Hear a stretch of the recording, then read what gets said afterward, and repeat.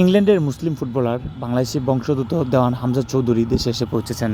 তিনি ইংল্যান্ডের চ্যাম্পিয়নশিপে খেললেও এবার বাংলাদেশের জাতীয় দলের হয়ে ভারতের বিপক্ষে মাঠ কাঁপাবেন। দেওয়ান হামজার পৈতৃক নিবাস হবিগঞ্জের বাহুবলে। তাকে বরণ করে নিতে পুরো সিলেটবাসী চলে আসেন উসমানী আন্তর্জাতিক বিমানবন্দরে। পরিবার নিয়ে এসেছেন হামজা চৌধুরী, যাবেন গ্রামের বাড়ি।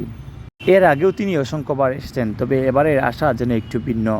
সিলেটি ভাষায় কথা বলতে পারেন অনর্গল।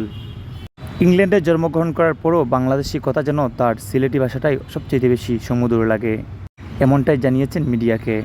এই হামজা চৌধুরীর বয়ে ভারত তাদের সাবেক ফুটবলারকে ফিরিয়ে এনেছে তাদের জাতীয় দলে। ভারতের জন্য এই হামজা চৌধুরী এতটাই ভয়ের কারণ হয়ে দাঁড়িয়েছে যে তাদের সাবেক অধিনায়ককেও তারা ফেরাতে দ্বিধাবোধ করেননি। সিলেটের সন্তান হামজা চৌধুরী সিলেটের এয়ারপোর্টে এসেই কথা বললেন সিলেটি।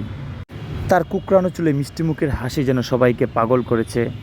যেরকম মধ্য মাঠে আগুন জড়ান, ঠিক তেমনি সিলেটের এসেই যেন তিনি সবাইকে হাসি মুখে বরণ করে নিলেন।